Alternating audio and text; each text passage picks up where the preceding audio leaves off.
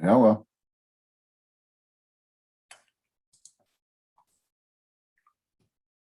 Hey, Tom, can you hear me?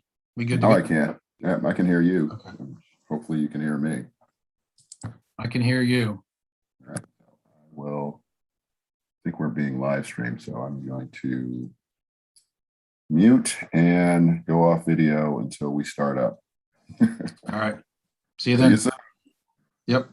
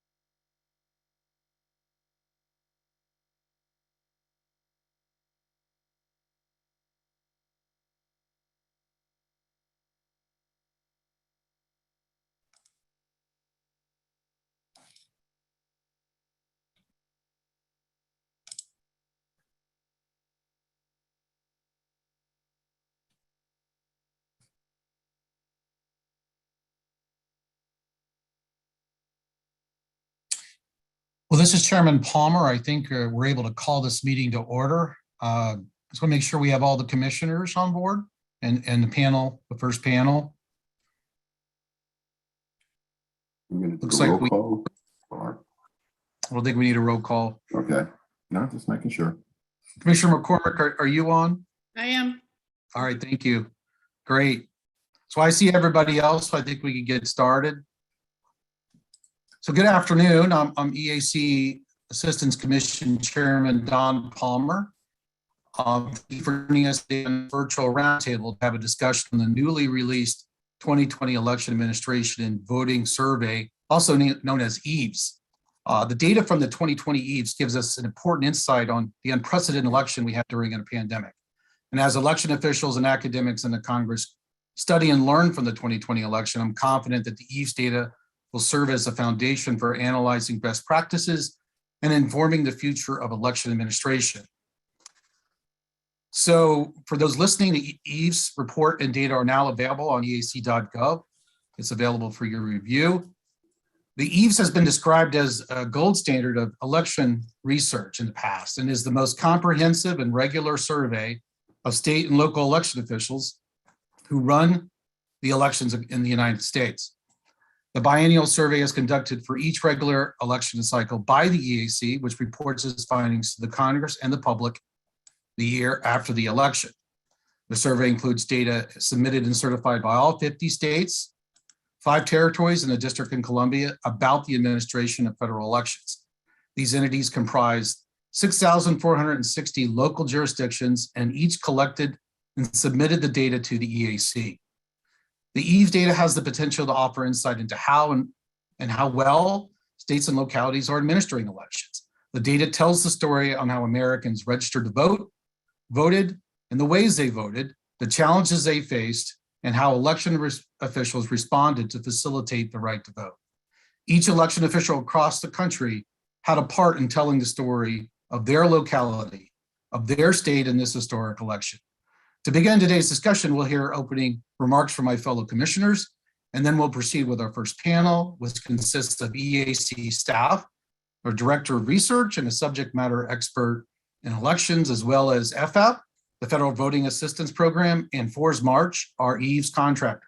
We'll discuss the 2020 EAVS and the policy survey and the data outcomes for 2020 election administration. I want to thank all the state and local election officials who compiled, submitted, and reviewed the data for the EAVS. We know this is not a small task, and it was all done on the heels of an exceptionally difficult election. Your contributions to the report are deeply appreciated. In addition, following the first panel, we'll hear a preview of an MIT report to the EAC on 2020 elections, election lessons learned from the authors, Dr. Stewart and John Fortier, an analysis that pulls quantitative and qualitative data on the primaries, the general election, and the different modes of voting. We look forward to hearing your perspective and anticipate the final report to be released in a week or two. We also hear from 2 election officials who conducted elections during the 2020 election, who submitted information and data to the EAVS survey. We want to talk about the lessons learned, their experience completing the survey, and their feedbacks on the process. I want to briefly go over a few highlights of the EAVS data before I turn this over to my colleagues. Remarkably, the EAVS data showed that this election saw the highest turnout of any federal general election recorded by the survey to date, with 67.7% of the citizen voting age population cast ballots that were counted. That's 6.7% more than 2016. So in total, over 160 million ballots were cast out of 330 citizens, US citizens. So voters and election officials have reason to celebrate the accomplishment of overcoming the tremendous challenge of the pandemic to participate in a record high turnout election. Because of COVID-19, election officials had to innovate safe ways for voters to cast their ballot. We saw 30% of ballots cast, individuals cast their ballot on election day. In-person voting increased to 30% of ballots cast, a new record, and 43% of the electorate cast their ballots utilizing vote by mail, levels never seen in the past. Over 132,000 polling places across America were manned to facilitate the right to vote during the pandemic.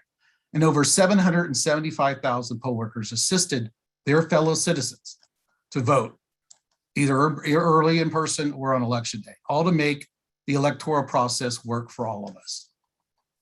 So all of us are very excited about the release of the EAVS report.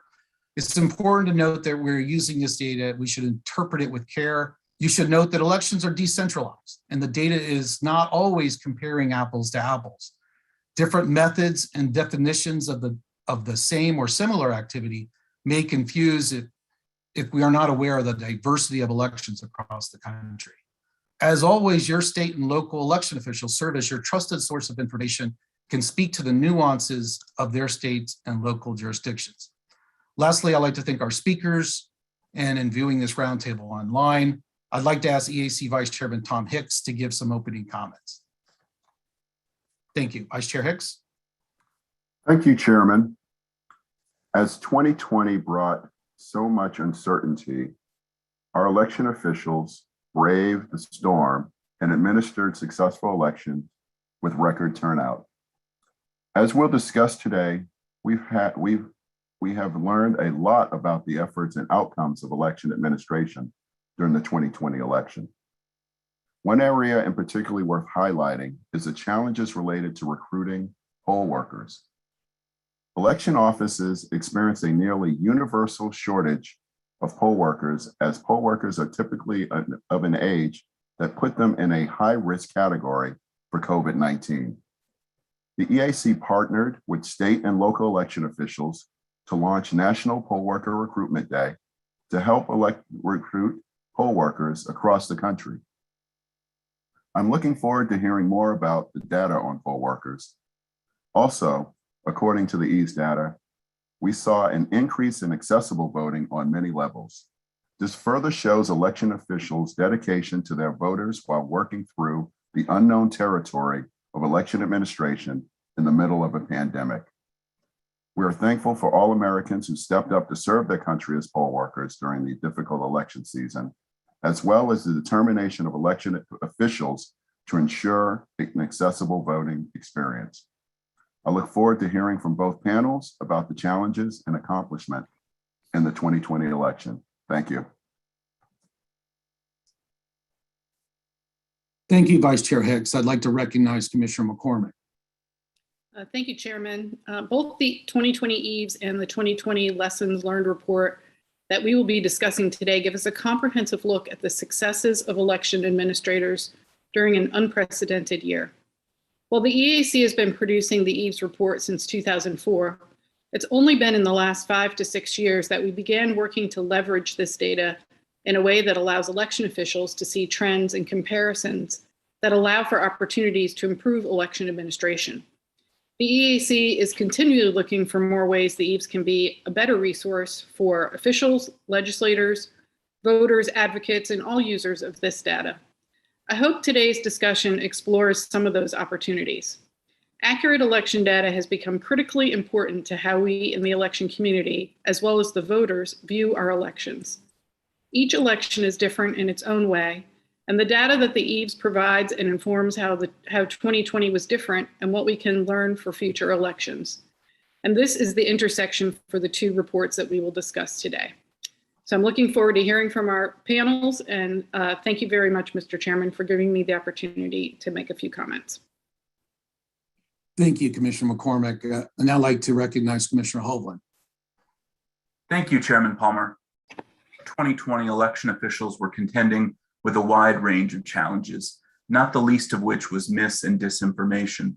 Mis, dis, and malinformation have continued to proliferate after the 2020 election, and unfortunately are still a major challenge facing our democracy.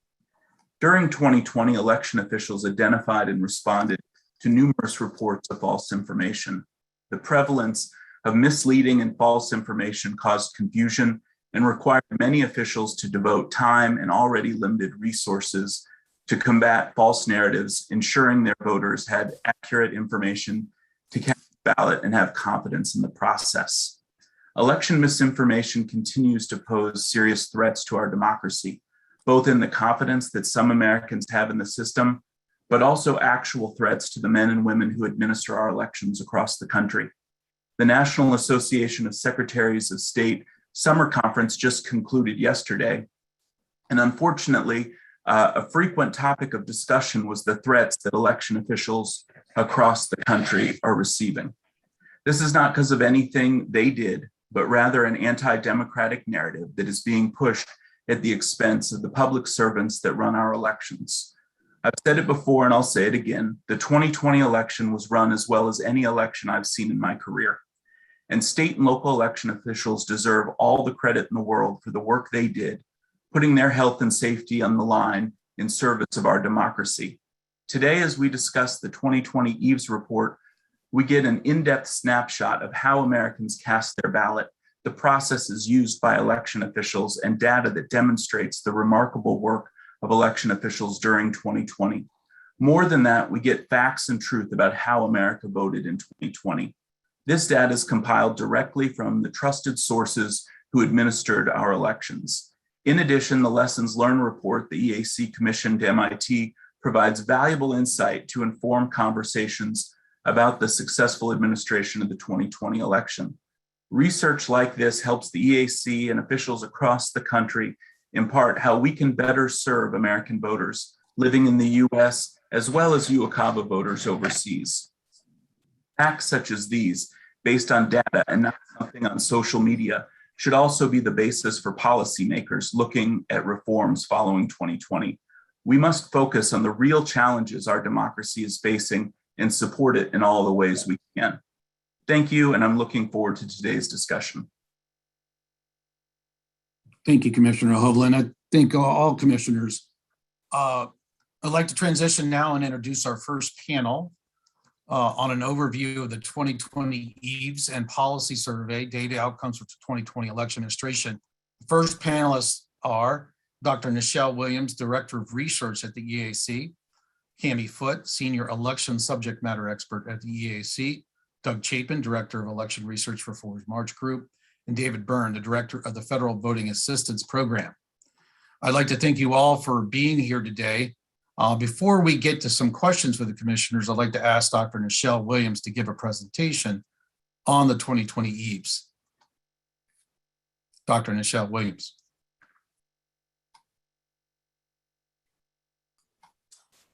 Good afternoon. I'm Nichelle Williams, Director of Research here at the EAC, and I will briefly go through some top lines from the 2020 EAVS report. But first, I'm going to provide some insight into the administration of the survey. For the 2020 EAVS, the EAC took on additional preparatory activities such as conducting a needs assessment to explore how to improve technical assistance for respondents. We also implemented usability testing to determine better ways to structure the online survey tool and hosted webinars for states that wanted a deeper explanation of how to input EAVS data.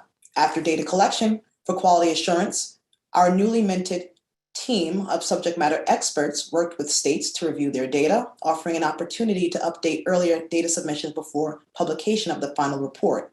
And this presentation highlights some of the report findings.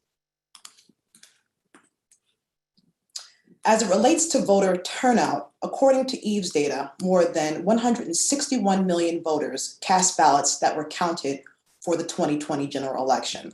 This represents a 15% increase since the last presidential election in 2016. And just over 2/3 of the citizen voting age population turned out to vote, which is almost 7% higher than it was in 2016.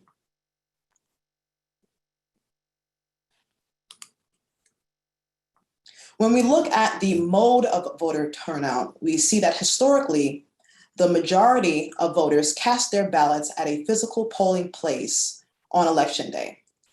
And this voting method was used by just over half of voters in 2016 and almost 20% of voters in 2018. However, in 2020, the percentage of voters that cast a ballot at a physical polling place on election day fell to 30.5%. The percentage of voters using mail voting surged from around a quarter in 2016 and 2018 to more than 40% in 2020. And EAVS data also shows a slight increase in in-person early voting in 2020 from previous years. Now, motor vehicle departments have consistently served as the most common source of registration applications for at least the last 3 EAVS. And both DMVs and online registration increased from 2016 to 2020, with online registrations increasing by almost 7%. States reported receiving almost 28 million online registrations during the 2018-2020 registration period.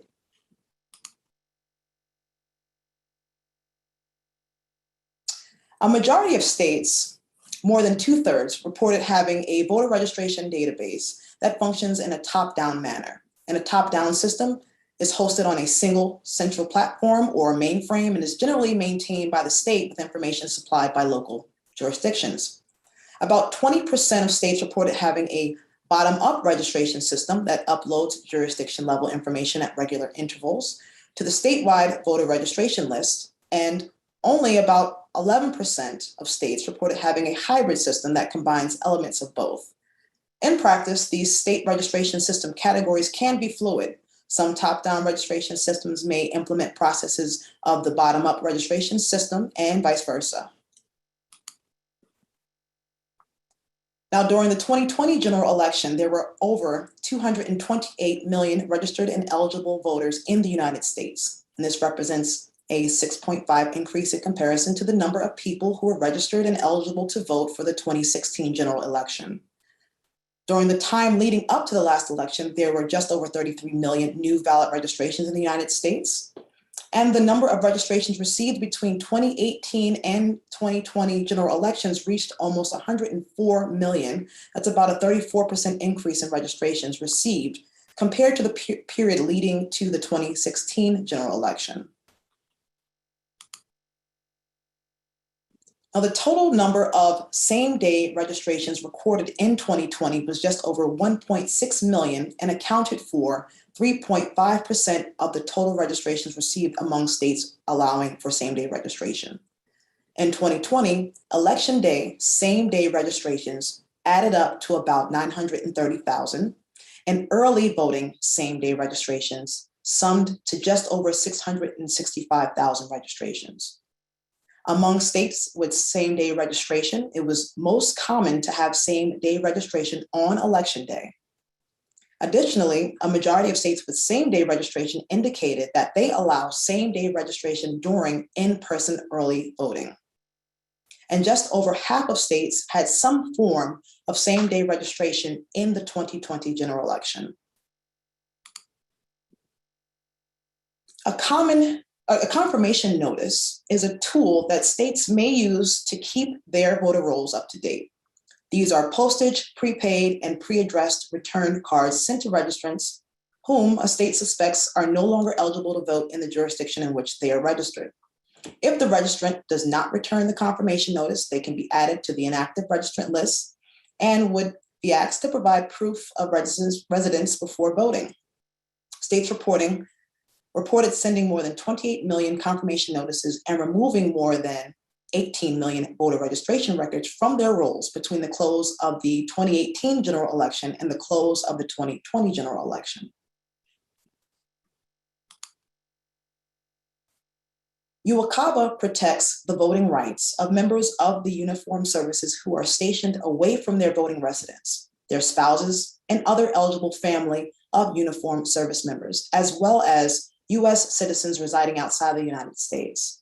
It requires all states, territories, and the District of Columbia to allow these citizens to register to vote and to cast the absentee ballot for all federal elections. States reported transmitting more than 1.2 million ballots to UOCAVA voters. Of those transmitted ballots, more than 900,000 were returned by voters, and nearly 890,000 were counted in the election. Now, over the past 5 EAVS, there has been a steady increase in the percentage of UOCAVA ballots transmitted to overseas citizens relative to uniformed service members. There was a 15% increase in UOCAVA ballots transmitted to overseas citizens between 2012 and 2020. Nearly 98% of UOCAVA ballots returned by voters were reported as being counted in 2020. And with around 2% of return ballots being rejected, the most common reason for UOCAVA ballot rejection was that the ballot was received after a state's UOCAVA absentee ballot receipt deadline.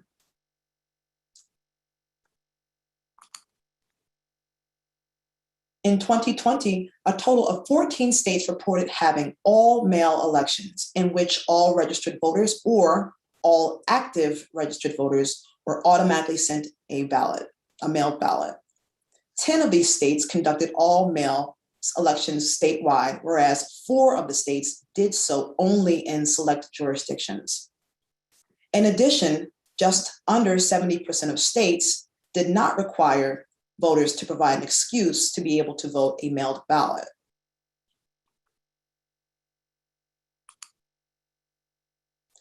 Now, states reported a total of more than 130,000 polling places where approximately 775,000 poll workers assisted voters with in-person, early, and election day voting in 2020. This included around 690,000 poll workers who assisted with election day voting and about 135,000 poll workers who assisted with early voting. EAVS data shows a shift in the age distribution of poll workers, with the percentage of poll workers ages 18 to 25 and 26 to 40 increasing to 6.2 and 15% respectively, and the percentage of poll workers ages 61 to 70 and 71 and older decreasing to 27.3% and 20.1% respectively. Jurisdictions also reported poll worker recruitment was less difficult in 2020 than it had been in 2016. Comments submitted by states through the EAVS show cross-cutting effects of their recruitment efforts.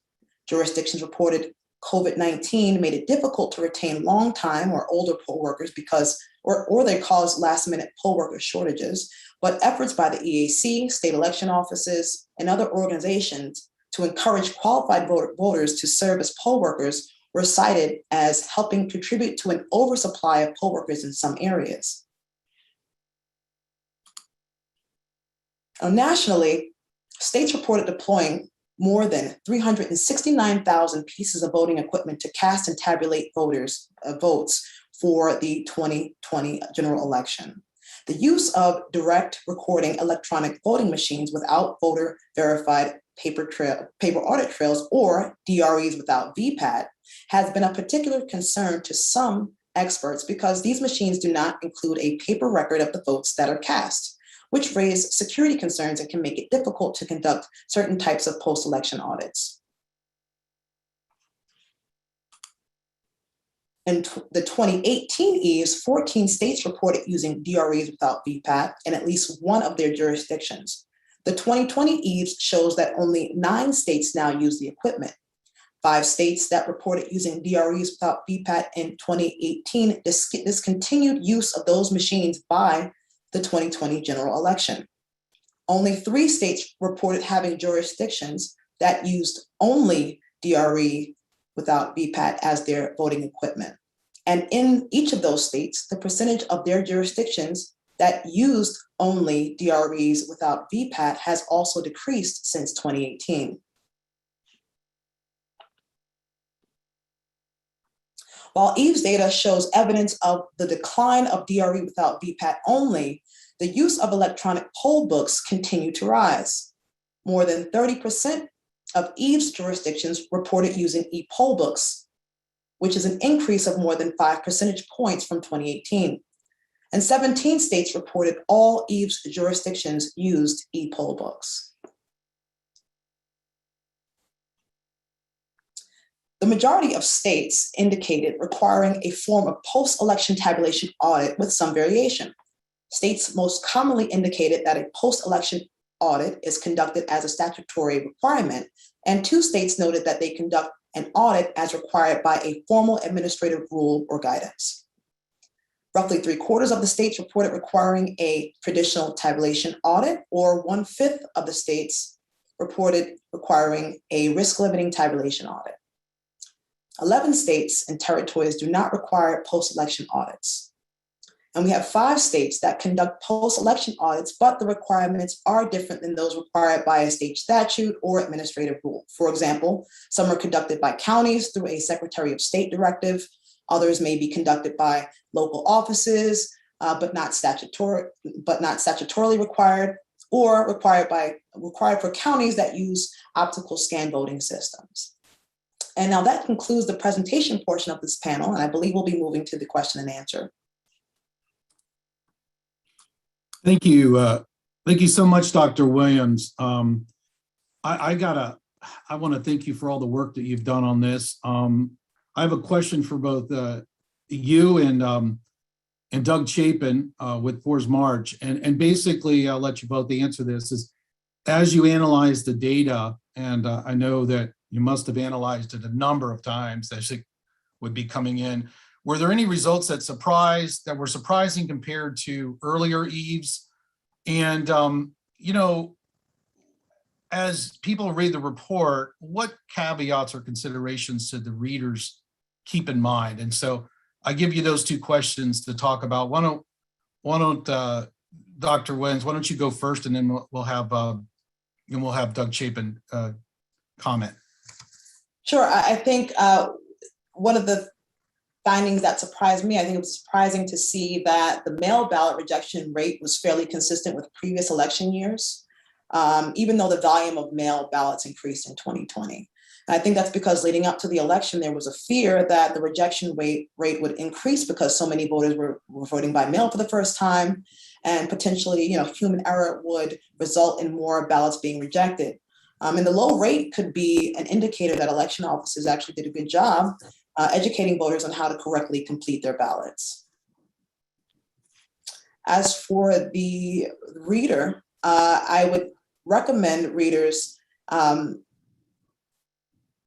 one, be on the lookout for our Data Interactive that will be coming out later this year. It's a visualization tool that'll make it easier for them to understand the survey responses in the 2020 EAVS. It'll provide the opportunity for a quick comparative locality, or if someone's looking to see if there's a relationship between initiatives in their locality and how that may have changed outcomes from 2016 or previous year to 2020. That'd be useful to the reader. But in addition to that, the footnotes, we took some extra time this year to make sure we captured and documented the nuances that are available in the footnotes. So the reader should definitely be focused on the nuances of the footnotes when they're looking at the data. And I'll hand it to Doug. Thank you, Michelle. Thank you. Yeah, I think that the thing that surprised me the most that was in Michelle's presentation was that data on ease of recruiting poll workers, at least in terms of the comparison to previous years. I don't think anybody who was paying attention to the 2020 election is going to be entirely surprised that Americans answered the call to serve their communities as poll workers. But I think the kind of shift we saw and the resulting shift in the age distribution of poll workers, I think is really remarkable. Those of you out there who are political scientists, I'm not one, although I occasionally play one on TV, often talk about voting as a habitual act. And I'll be curious to see if those new poll workers who answered the bell in 2020 get the bug and stay with their communities as poll workers going forward. As for caveats on the data, I think Michelle has hit it on the head. I'm fond of saying that, contrary to popular belief, we actually do have a uniform system of elections in the United States, and it's that everybody does it differently and can't believe nobody else does it the way they do. If you sit astride the data that comes in through EAVS, especially the comments and footnotes and the like that are submitted, you really do get a sense for the incredible nuance that is the stained glass window of American election administration. And so while it is tempting to just pull one of those very big meaty tables that's included in the report, I think it's always important to get a look at the footnotes, and especially if you're comparing one or more jurisdictions to one another, make sure you understand the foundation you're on before trying to make a real definitive comparison. But I will say on behalf of the Forest Marsh team, it's been an honor being a part of this process. We're really proud of the way it came out, and we're incredibly grateful to the women and men across the country who not only pulled off an amazing feat in running the 2020 election, but actually managed to give us the first draft of history by giving us the data in the EAVS afterwards for now and posterity. So Doug, I was surprised at that as well. I think that perhaps it was a snapshot after the election, because during the primaries, there really was a drop off and there was fear of the pandemic. And it really shows you how Americans responded to a point where we had the most participation of poll workers and least problems with recruitment. So we went from really, really suffering to having more than we needed. And we have to be cautious because the future, we need poll workers, but I think that's an amazing story how we ended up from where we started. So thank you for pointing that out. I'm going to turn it over to Vice Chair Hicks for a question and then on to the other commissioners. Thanks, Vice Chair Hicks. Thank you, Chairman. This question goes to Director Byrne. The EAC, as you know, and FAP have worked in partnership for a number of years to produce data on UOCAVA voters. Based on your experience and what you've observed in 2020, what policy solutions need to be visited to make it easier for our men and women in uniform, as well as those overseas, to cast a secure ballot? Well, thank you, Commissioner Hicks. Good to be with everyone. I just want to say also kudos, congratulations to the entire team at the EAC for pulling all of these data together. I know we share a common bond in terms of post-election data and reporting to Congress. And so it's you all go first, but we enjoy the partnership.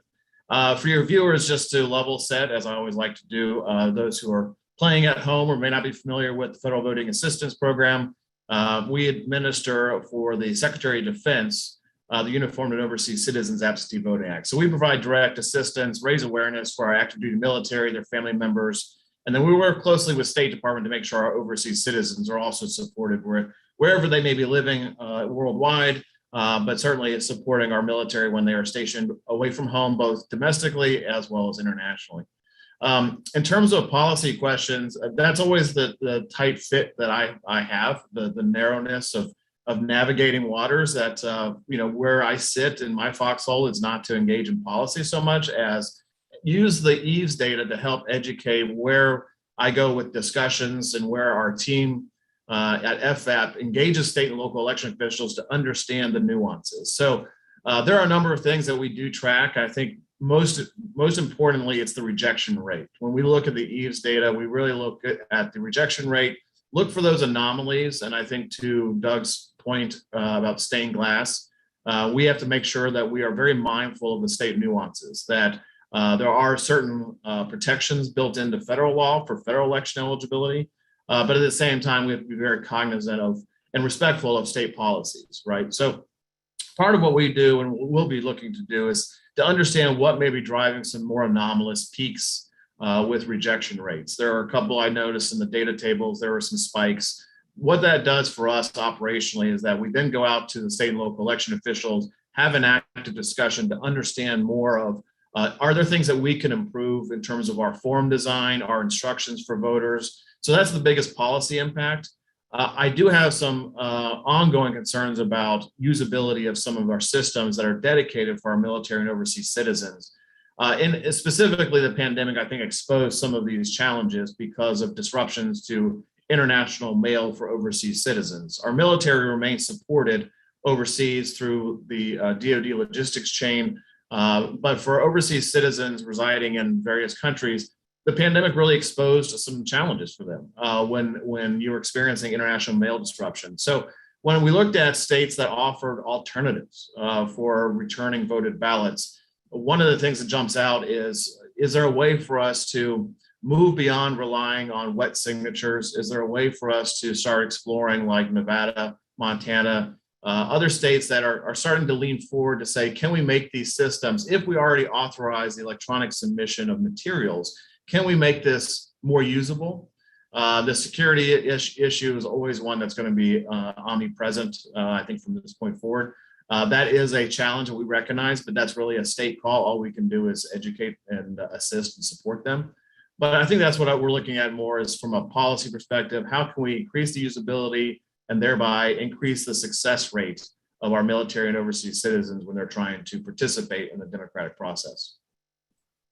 Thank you, Chairman. In the interest of time, I think that we should try to have a second round. So I would pass this on to Commissioner McCormick right now. Thank you, Vice Chair Hicks. Commissioner McCormick, you're recognized. Thank you, Mr. Chair. I'd like to acknowledge the work of Dr. Williams, the FMG staff, and the EAC subject matter experts, and all the work they did to make the EAVS the comprehensive product that we have available today. Cami, you are not only a former election official, but you're also one of the EAC subject matter experts who spoke to election officials across the country about the nuances of elections in their states. So those were reflected in the EAVS. Can you talk about some of what you heard from election officials and how those discussions contributed to the EAVS? Yes, thank you for the question, Commissioner McCormick. My colleagues, Stephen and Kim and I conducted an extra quality review with almost every state and territory, looking at the data to make sure that we had the most accurate data included in EAVS that we possibly could. And during those reviews, we learned a lot about just how different elections are held across the country, as others have stated on this panel. And so I would echo that a lot of those nuances are captured in the footnotes. And something that I would like to be able to relay back to the commission is that the states and territories that we spoke to, they really appreciated all of the extra work that Dr. Williams and FMG and their team put into the webinars and assisting election officials with completing EAVS this year. It has been extremely challenging in the past. It continues to be challenging to get all of the data collected and input in such a short amount of time. And so they wanted me to express their thanks and gratitude for the extra work that the EAC has put in to make it a little more easier for election officials to complete. Mr. Chair, can I just follow that up with one question? To Forrest Marsh and to Dr. Williams. Can you explain how the EAC certifies that the EAVS data is accurate? Well, I'll take the first leg of that. Where we get data from the states, we go through several rounds of validations with them. And then once we get to a point where all of those validations have been addressed, we request that they certify the data. We get a form from them indicating that they do indeed certify that, and then we send that on to EAC. And then Dr. Williams and her team continue the magic. Right, so that's that in the nutshell. Just the certification is asking the point of contact in that state, the kind of person that is our go-to for EAVS to tell us, yes, this is what we want to submit as the state's responses to these set of questions. And that's what the certification is. Thanks. Is that point of contact usually the chief state election official? It's typically someone that has been delegated that authority, not necessarily the chief election official for that state. Okay. The Commissioner, the EAVS is a big job for states and localities, and we recognize that. And very often there is a person or persons in a state office who is our point of contact throughout the process. And given that they're the ones who have been closest to it throughout the process, they're usually the ones who give us the certification, acknowledging that they're almost always probably checking with folks in their office. But once we're done interacting with them on the data, we get them to sign off that what they've given us is what they want to certify as complete. Right. I think what I wanted to highlight is it's not up to the EAC to decide what's accurate. It's up to the state to decide what they're giving us is accurate. Is that correct? Would that be correct? That is 100% correct, ma'am. Mm-hmm. Thank you. I'm nodding my head yes. Thank you. Thank you, Mr. Chair. Thank you, Commissioner McCormick. Commissioner Hovland, you're recognized. Thank you, Chairman Palmer. Doug, you just mentioned, certainly as a former state official myself, I know the lift that it can be to work on this project, and we obviously continue to improve that. And Nichelle, you mentioned in your presentation some of the things that we've done this year, but can both of you talk a little bit about some of the work that was done this year to both make the process of completing EAVS a little easier for officials and improve our data quality, et cetera, and then what you see on the horizon as next steps to continue to improve this product as we go forward? Sure. Thanks for the question. So in preparation for the 2020 EAVS, we conducted 34 needs assessment interviews with states. And these interviews debriefs on states' experiences with the 2018 EAVS and collected feedback on what they would like to see as improvements. And we were able to implement some solutions immediately, such as lengthening the time of help desk availability, while other solutions require a little bit more time and investment. So one example there would be increased flexibility of the online survey platform itself. Also in 2020, EAC conducted usability testing of the online survey template in order to learn more about the data collection process on the end of election officials. And so during this testing, county level election officials informed us of their process for completing the EAVS, including any challenges completing the EAVS they had in the past, whether they gathered the data before completing the survey, some of the sources that they consulted in formulating their answers, and their review process for the data internally. And then also we wanted to know what they knew about their respective states' review process for their EAVS data submissions. And I think in future iterations, I would love to be able to expand participation for preparatory activities and to be able to address the solutions that required more time and investment, such as allowing states and counties to use the online template throughout the entire data submission process. Thank you. And Doug, would you add anything to that? You are muted. Usually holding the space bar does that, and this time it didn't. My apologies. One thing Nichelle didn't mention that I know everyone here is very proud of, as EAVS completists, I just want to note that this edition of the EAVS finally includes data from the Northern Marianas Islands. So we really are covering EAVS from sea to shining sea. Glad to have them a part of it. I think the important thing going forward is to continue doing the work that we've been doing already, the evolution of the policy survey from something that was just a listing of state statutes to something that attempts to dive a little more deeply on election policy has been incredibly helpful. We actually use that data to help us validate responses. Used to be if you got a response from a state that didn't have any same-day registrations, we would have to go look and see. We now know, thanks to the policy survey, that that answer just doesn't apply to them. So we're not asking them to answer something that doesn't apply.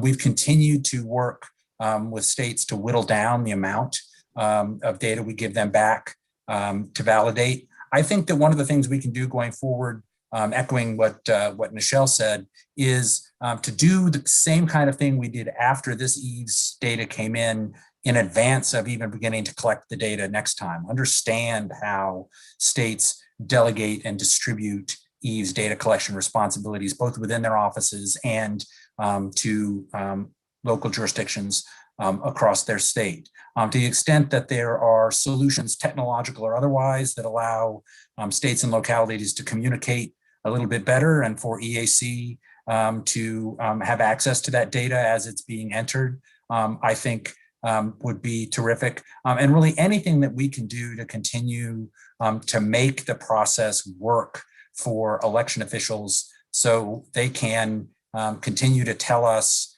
the good work that they're doing. Again, this is the first draft of history for every federal general election, and it comes directly from the primary sources in our nation's election offices. So anything we can do to make sure that data is easy to provide, it's easy for us to help them validate, and then it's easy for them to be confident that the final report reflects what happened in their communities, is something we're going to continue to do in 22 and hopefully beyond.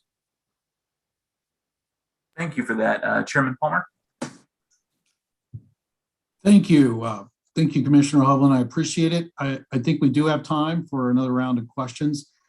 So I'm going to take the prerogative and ask the next series of questions. David, with FF, good afternoon. Just wanted to, could you give us an overview of the Overseas Voting Initiative and how this relates to the future of the EAVS Section B or ESB data? Right. Well, thank you. The ESB and our cooperative agreement with the Council of State Governments, we're exploring, going back to Commissioner Hicks and his question about policy impacts and understanding. One of the challenges we face is that EAVS is great for doing it and supporting a comparative analysis of, generally how the states and counties and election jurisdictions are performing and conducting their election. What it doesn't do, at least from our perspective, is help us understand what drives success or failure for our military and overseas citizens. So the EAVS, what we call EAVS Section B or ESB data standard, what it's intended to do is basically just like post-election reporting, but instead of doing it from an aggregate perspective for each jurisdiction to report, we actually get transactional information in terms of, how did they engage in the process? When was the application to vote an absentee ballot submitted? What type of ballot were they sent? Because as you are well versed, federal law requires an option for electronic transmission of blank ballots to our voters to help mitigate some of the distance challenges they face in logistics. So if we can get deeper into the transaction, what it does is allow us to do a date-time series analysis to understand what drives success or failure. So back to Dr. Williams's point about rejection rates, and the most common reason is that the ballots were returned after the deadline. The big question for us is this a systemic problem with mail and international and the complexity, or is it a byproduct of voters waiting too long to participate in the process? That because of the challenges for being remote, you have to move quicker, much more quickly and well in advance of the election to get your ballot on its way, whether it's electronic or by mail. And I think that's where we're trying to go with that. Right now, we have about 40% of jurisdictions reporting this data to us, or these data to us. And we look forward to featuring that in our report to Congress coming out at the end of September. And then what I hope to do is, as we're incubating this, is come to the commission and do a fuller brief to say, is there a way for us to codify this, build this in for Section B, and therefore relieve some of that post-election reporting burden for state and local election officials. So we look forward to where we are with that. I think it's very interesting and innovative. It is already surprising in terms of just not for any spoilers. We already have some preliminary analysis on our website, but what's most striking is that a lot of benefits or amendments that were passed in 2009 were intended to help our military. What we find is that the overseas citizens are taking much more advantage of electronic options, and that the military seems to be much more comfortable with leveraging their supporting system. Their military postal service agency does a fantastic job. And when they're deployed overseas, it does seem that they are very comfortable from a military perspective using the military postal system, whereas overseas citizens, especially in 2020, were much more reliant on electronic options wherever they might exist. Thank you, David. I know the EAC anticipates and wants to work with you and the Federal Voting Assistance Program and on this, and I look forward to that. Obviously, anything for the overseas and military voters who sometimes have additional challenges. I'd like to turn it over now to Vice Chair Hicks for any roundup questions. Dr. Williams, this past weekend, I was able to attend a conference where one of the speakers talked about polling data and how they've evolved. Vice Chair Hicks, can't really hear you very well. Can you hear me now? Yes. Yeah, so I had the same issue that Doug had, pushing down the space bar. So lesson learned. Dr. Williams, I was able to attend a conference this weekend where one of the pollsters gave a presentation on evolving tactics on getting information from voters. And I wanted to ask you, what sort of improvements can be made with EAVS to evolve and make changes in the future iterations of EAVS as we look to 22 and 24? And thank you again for all the work that you did in making sure that this EAVS survey was completed accurately as best we could. Thank you. Sure. I think two things come to mind immediately. First thing is to continue to massage the question wordings to ensure that we are constructing questions that will capture comparative data at its best. That's the one thing. Secondly, I think it's time to modernize the EAVS with an online data tool that provides real-time access to the data. That way, EAC staffers, if we have our contractor and states themselves can see in real time when localities are uploading data. They can maybe do some ongoing quality checks. Which may bring the final certification process a little bit easier because they've been watching it all along. So those are two things I think that would be helpful with the next two iterations of EAVS. Thank you, Commissioner McCormick. Director Byrne, we got some of the top line UOCAVA and military top lines on the UOCAVA military voters in Dr. Williams' presentation. What information stood out to you for UOCAVA voters as you reviewed the 2020 EAVS? Well, thank you, Commissioner. I think what stood out, just as I mentioned before, especially the rejection rate, but what's most notable is the increase in transmission for overseas citizens. In our time, since 1986 and the passage of the Uniformed and Overseas Citizens Absentee Voting Act, the military participation rate's been fairly static. It does have an ebb and flow to it between presidential and midterm years. It's also a function of how much our military is mobilized, how much they are spread around the country or overseas. So you will have an uptick in their relative ballot transmission. But in the past, we've been having some very good research with our overseas citizen population and understanding their participation rates. And so what we've reported in the past was that their participation was rather, for lack of a better description, abysmal in terms of 4 to 6% of participation rates. And what we saw in 2016 was the word definitely got out, and I think the campaigns were much more mobilized to make sure that they are hitting that piece of the voter population. And so I think we saw a relative increase because they have the biggest room for growth. So from that point, that's probably the most notable, and it's also good for EAVS because it helps us validate some of our post-election surveys as well. And so when we combine and look at that entire landscape, that's the overall benefit for us, is using these leading indicators, understand how we're serving our customers, the voters that are eligible for UOCAVA protections, and then how can we improve our products and services. Have you had more involvement from the State Department itself in reaching out to the overseas citizens? State Department in 2020 represented a sea change for us. I mean, there was a number of things that in hindsight, it's amazing that there weren't more problems. I think because at one point in late 2019, we were looking at withdrawing from the Universal Postal Union, which would have terminated international mail. We worked closely with state and local election official partners, and I think that actually helped mitigate a lot because the word reached out to the voters to take advantage of electronic blank ballot transmission. And as we went through the pandemic, State Department was a rock solid partner for us. We worked closely with embassies and consulates. One of the challenges anecdotally were for overseas citizens in particular countries or cities, they could not traverse from one area of the city to another to drop a ballot off at the embassy to send it back to the United States. And for those states, about 30 of them, that only authorize mail return of voted ballots, you can imagine the stress, you can imagine how that American felt. But we were very fortunate to have State Department constantly with us, working with us side by side. And so we look forward to continuing that partnership going forward. Great. Well, thank you for that update on that. Thank you, Commissioner McCormick. Commissioner Hovland, you're recognized. Thank you, Chairman.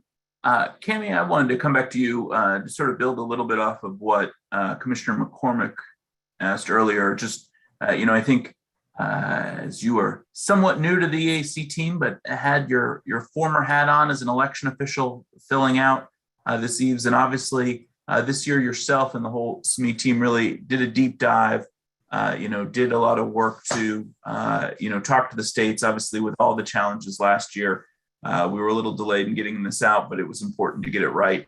And your work and the teams was so important. But now, having been on sort of both sides of this process, I was hoping that you could talk a little bit about ways that you see that both election officials can utilize this data, recognizing all the work that goes into collecting it. Certainly we are aware of that and appreciative of the work that goes into that, but want to make this something that is useful for election officials as well. Well, for election officials, EAVS can provide state-by-state insights, and this is helpful in two ways. One is, as we're thinking about ways that we can improve election administration in our own jurisdictions, it helps identify other areas of the country that currently conduct elections similar to how we do it in our jurisdictions. So we can kind of look at how they do it well, where voter turnout is high, mail rejection rates, as we've talked about throughout the panel. And then we can kind of reach across to our colleagues across the country and see if we can help continue to improve election administration in our areas. But this year as well, we're seeing an increase of new election legislation introduced across the country. And I think that this EAVS can really help inform policymakers and election officials who also inform policymakers on some of these different changes that they're contemplating and what the outcomes of those things might be. So I think that EAVS this year is really going to tell the story of 2020, and I think it's going to help inform the story of 2022, 2024, and beyond. Thank you. Chairman Palmer. Thank you, Commissioner Hovland. Vice Chair Hicks, I think we have reached the end of our time available for the first panel. I'd like to turn over the second panel to you to introduce and start the questioning. Thank you, Vice Chair Hicks. Thank you, Chairman, and I want to thank all our panelists. Next, I would like to introduce our panelists for the second panel on the lessons learned from the 2020 election report that we have today. Dr. Charles Stewart is the Keenan Sheehan Distinguished Professor of Political Science and the Director of the MIT Data and Science Lab at the Massachusetts Institute of Technology. And Dr. John Fortier, Senior Fellow at the American Enterprise Institute. Jay Phillips, Director of Elections Modernization, Administration, and Special Projects for the Indiana Secretary of State. And Jamie Hsu, County Clerk for Douglas County, Kansas. Thank you all for joining us today. And I'd like to ask Dr. Stewart and Dr. Fortier to give a brief presentation. Thank you, Vice Chair Hicks, and it's great to be here today. Let me just get my presentation up and running. And actually, I've been doing this now for 18 months, and I'm always that guy who can never quite get the sharing up and running. But we're about to get this going. So I click that, I share that, and then I click that, and you can hopefully see my slide presentation.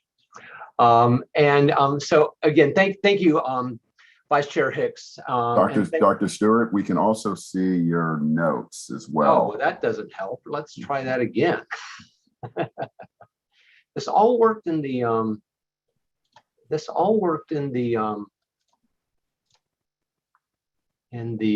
rehearsal. So we're going to do this again.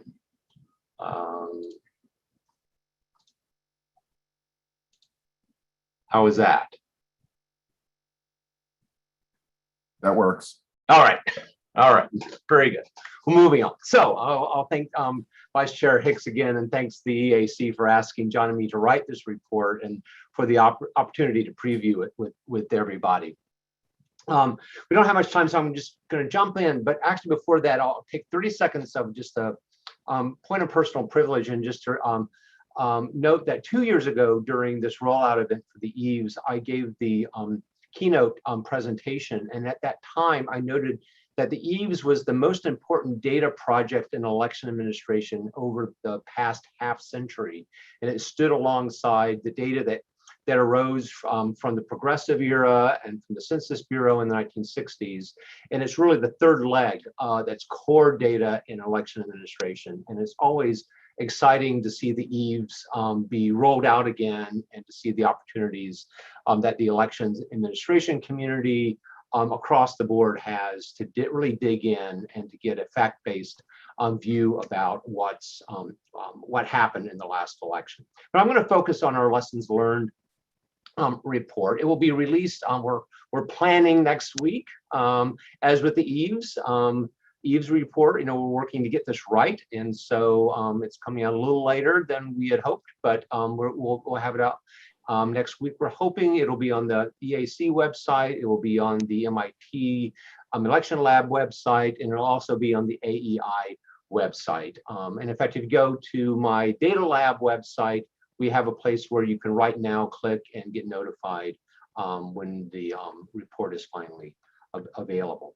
This report on lessons learned in the 2020 election that John and I wrote is a comprehensive look at the election.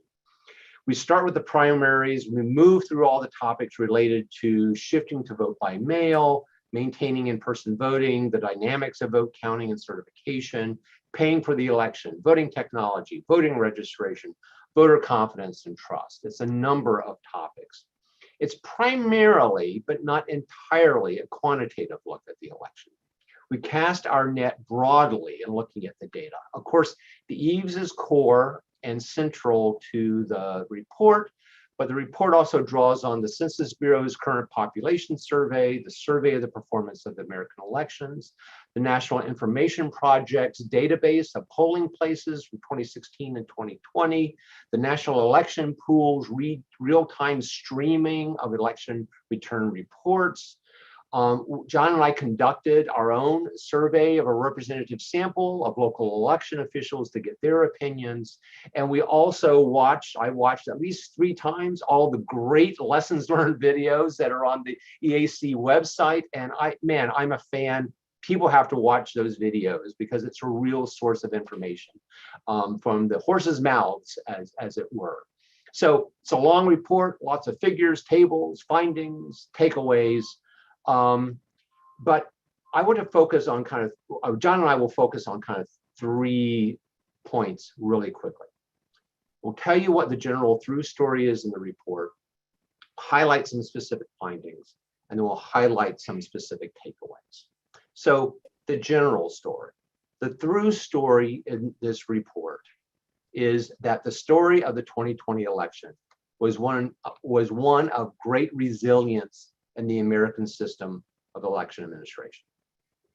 And there are many quantitative and qualitative indicators of this resilience that we can see across the board. It starts with the primaries, where election officials scrambled to keep primaries moving forward among great uncertainty and risk, quite frankly. Voters who are also at risk and uncertain in an uncertain environment responded by voting in great numbers, despite all the challenges that were being faced. Moving to November, and this was mentioned in the last hour, multiple robust opportunities to vote were available to voters. They responded by turning out in record numbers. It was the highest percentage of the voting eligible population to vote since 1900. And if you think about the nature of the electorate in 1900, what we can also say is that 2020 saw the greatest percentage of American citizens voting in its history. In the process, we saw, as we saw in the past hour, the system shifted quite dramatically and rapidly to allow the expanding of voting by mail. So for the first time in American history, most votes, the overwhelming percentage of votes, were cast before Election Day. But it wasn't only a story about mail balloting. If we look at polling places, polling place management largely adapted. Despite COVID, when we asked voters in the survey of the performance of American elections about how in-person voting fared, did they face any problems? Their response looked like any other year. On the whole, they had a great positive experience voting. Now, there were adaptations, things that change. In-person voters often cast their ballots in different places than they did in the past, as the number of schools and churches declined in their use, and larger, more centralized spaces began to be used. These are spaces such as community centers, libraries, and arenas around the country. Also, as discussed in the last hour, word got out about potential issues in staffing polling places, to the point that election officials reported that it was less difficult to recruit poll workers in 2020 than in 2016, especially among the larger jurisdictions. And one result was, again, talked about the last hour, that the poll worker corps was slightly younger than before. Although it has to be said, it still was dominated by people in the of a certain age and older. Finally, voters noticed the numerous efforts in the polling places to keep them and poll workers safe, and they came away from that experience confident that their health was protected. So that's the broad story. Now, I want to be a bit specific about a few more findings before I turn this over to John for a couple of takeaways. So the first kind of finding that that we spend some time talking about is how the decentralized nature of American election administration ended up being a two-edged sword in this election. Yes, it allowed for adaptation, but the conflict that arose, especially the conflict that arose in states that had divided party control of state government, not only reinforced partisan differences over election administration, but oftentimes citizens of one state saw what was happening in another state and drew inferences about their own state that may or may not have been relevant. In the area of election costs and funding, not surprisingly, it costs more to run the 2020 election than it would have been without COVID. It's hard to say, but maybe up to twice as expensive as it would have been otherwise. Exact figures are difficult to come by. We try to put everything together that we could, but we also know is that the additional funds distributed both by the EAC and available through private philanthropy was regarded far and wide as being critical to the success of election administrators across the country. The issue of vote counting in 2020 was a big one in this election, probably for the first time, at least in recent memory. And we note in our report that there's good statistical evidence that shows that policy choices made, especially around mail balloting, pre-processing mail balloting, expanding mail ballot access, allowing mail ballots to arrive after Election Day, had measurable effects on how quickly ballots were counted and reported. And finally, we end with discussing about voter confidence. And there's a bit of a surprise here. And if you read the news, you would think that voter confidence and trust has fallen off the table. In fact, it hasn't changed all that much on net. But what has changed is that this partisan gap has moved from a gap to a kind of a widened chasm. And that has certain consequences for moving forward. So with those as some highlighted findings, I'll turn it over to John to take us home with some takeaways. Thank you, Charles, and thank you to the EAC. And I guess I should really extend thanks to the election officials here, as well as the American voters, because I think our findings are on the top line that despite all of the challenges, there were a lot of people who really worked hard to make this election work well. In the takeaways, we really are going to pose a few questions, and they're really questions that I think election officials and state policymakers are going to need to wrestle with over the next few years. The first is related to the fragmented nature of emergency decision-making. Charles referred to it. We've had this issue for a while. We've had 9/11, we've had hurricanes, we have states that try to clarify some of these issues in their laws, but especially in the primaries, we saw the potential for real conflict, especially when there was a partisan control of one set of institutions by one party and another by another party. And we really encourage states to have this discussion about what they can clarify about emergency powers and who does what, so that when the next emergency comes up, there's more clarity. We don't think every situation is going to be dealt with in law, but there's a lot of room for a good, robust debate about how we assign powers and what we can do to prepare for the next emergency. Second, we talked about election funding. And again, this is a perennial issue. We did the best we could to put together what we saw as spending levels in this election. But with all the diversity of running elections across the country, there is really great difference about how election budgets are put together and what we know. And I think a real debate about just each state and each locality having some transparency about the types of election funding that they have, and really trying to answer in advance, how much do we really need? Because this is what we typically spend and these are our needs. I think a lot more could be done that would help, certainly would help academics, but I think it would help the election community really think about what they need for spending and what they actually do spend money on. Next, vote counting. Charles mentioned a very important issue and one that has been building. We tell the story really about the way that votes have been counted slightly slower over the years, and also that there are some partisan shifts in some of that vote counting.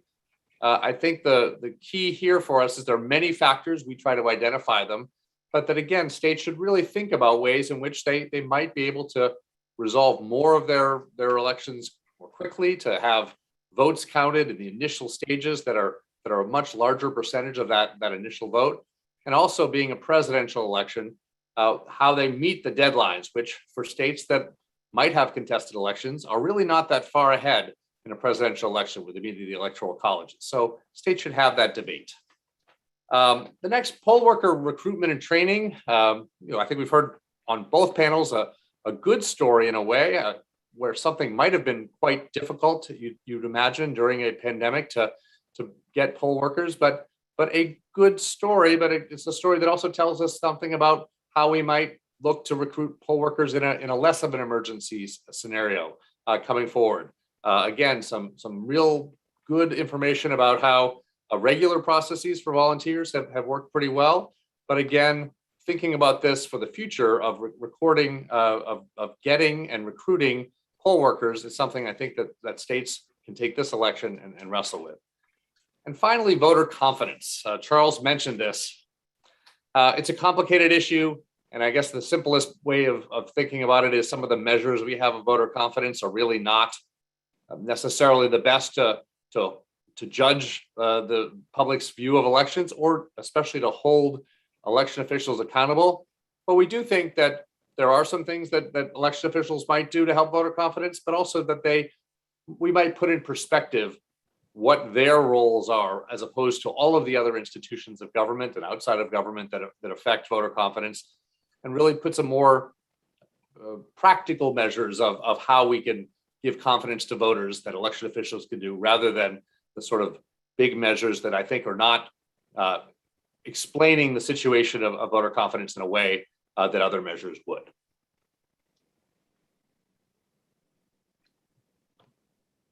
Thank you both for that presentation. To begin the Q&A portion, I would like to ask the following. Your report, and this goes to all four of you, your report, as well as the 2020 EAVS, analyzes the dramatic shift in the modes of voting.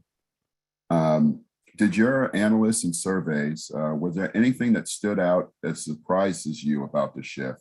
And for the election officials, was there anything that surprised you about the modes of voting in your communities? Do you think that these changes in the methods of voting, particularly the increase in vote by mail, are reflective of how voters will choose to vote in 22 and 24 and beyond? Well, maybe I'll start on the quantitative side. And that is, I think the thing that surprised me most when we asked voters in the survey, the performance of American elections, on their experience on election day, and I mentioned this in my presentation, we could have been looking at the responses from 2016, that, given all of the disruption, closing of polling places, everything people were reading in the news, social distancing and all of that. Voters had a great experience when they came and voted on election day. Now, maybe I shouldn't be surprised that voters are having a good experience on election day, and we all, those of us who did vote in person did see differences. But I think that just how well the system reacted at the end and how well voters responded was both surprising and of course heartening. But I think just to see voters say that was something that kind of made my eyes open. And I guess I might add, just we maybe focusing on the shift to voting by mail. We did do some thinking about how much of that is permanent and how much might recede. And we think that probably a little bit of both, that we'll see higher levels than we've seen in the past.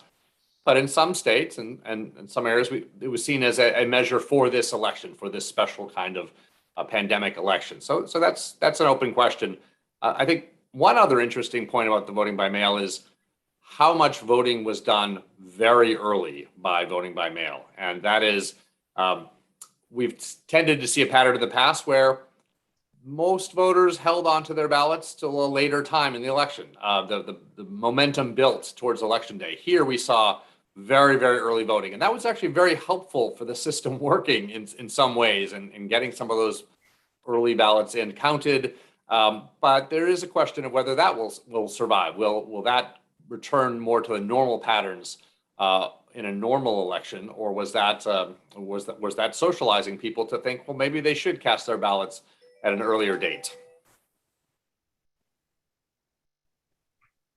Commissioner Hicks, this is Jamie Hsu. For my community, we had already kind of started transitioning to advanced mail. We had started a mailer in 2012. We were paying postage. So it wasn't as big of a shift for our community. I think the two things that we probably hadn't anticipated was the use of drop boxes. We anticipated they were all going to come back by mail, but as the concerns about mail happened, we kept increasing the number of drop boxes we had and how we provided security for those and how we purchased them. I only had a couple drop boxes and then I had to buy like 11 more. And that goes kind of to the resources. We couldn't have done that without the money from EAC and private grants. And then the other part is for just our staff, how we process that many mail ballots and be safe. So I actually rented an old retail center so we could spread out and process that many ballots. So, in a normal year, that would have been a challenge, but then when you're trying to also keep your staff safe, that created an even bigger challenge. Commissioner Hicks and Chairman Palmer, election officials, thank you so much for having me. Jay Phelps, I work for Indiana Secretary of State Holly Sullivan. However, in 2020, I was the clerk in Bartholomew County, which is South Central Indiana, population about 80,000, 54,000 registered voters. What we saw, we extended our primary an extra month. It's just because we didn't know exactly what the virus consisted of, and give election officials more time, give voters more time to be able to vote. One thing that I was really surprised to learn is how many voters, lifelong voters, really didn't ever pay attention to the fact that they could vote by mail, vote absentee by mail. And this was really their first time doing that in 2020. And once they submitted their ballot, they were really pleased with the process and the convenience of it. And so I think to answer to kind of piggyback on John's point, I think you're going to have a kind of a combination of both moving forward.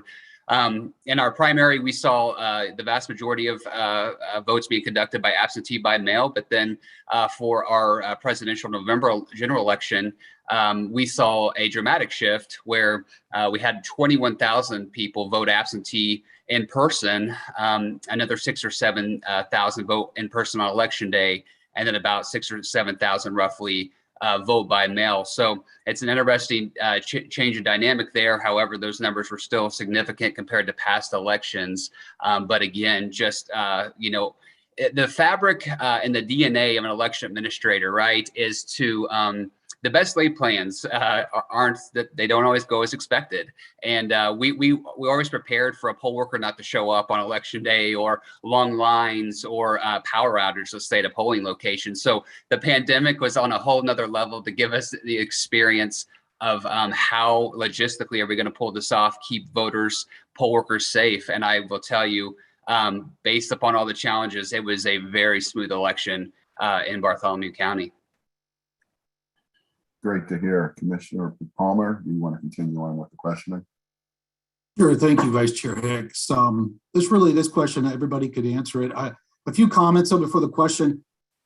Just reading the draft report, Charles and John, part of what I took away is that we've really had two, extremely high turnout elections, 2018 and 2020.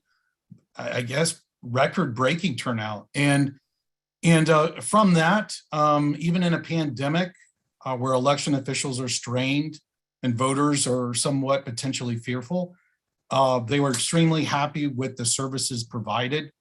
And they actually may have listened to voter education and election officials, because I remember the mantra of get your ballot back early.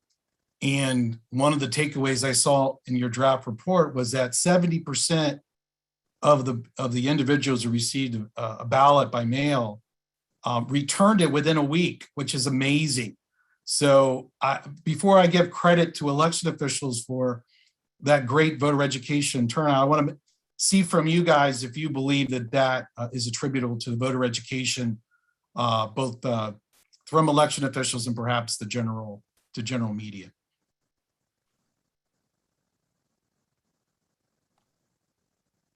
Well, I will weigh in a little. Again, I mentioned the early voting.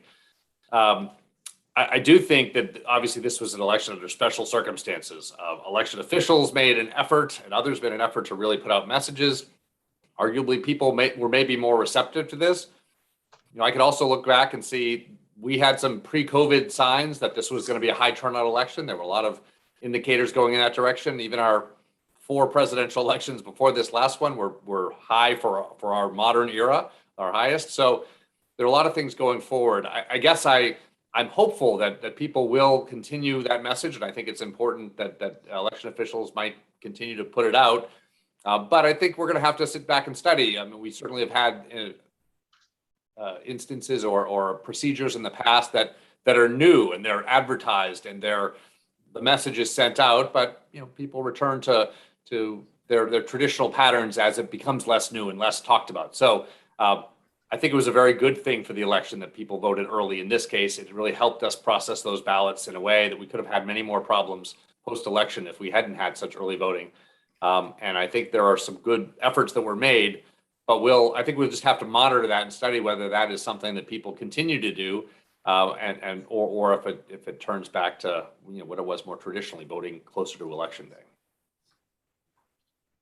Yeah, so jumping real quick, I would add 2 things. One, this was an all hands on deck election, and you wonder how many times you can have an all hands on deck election.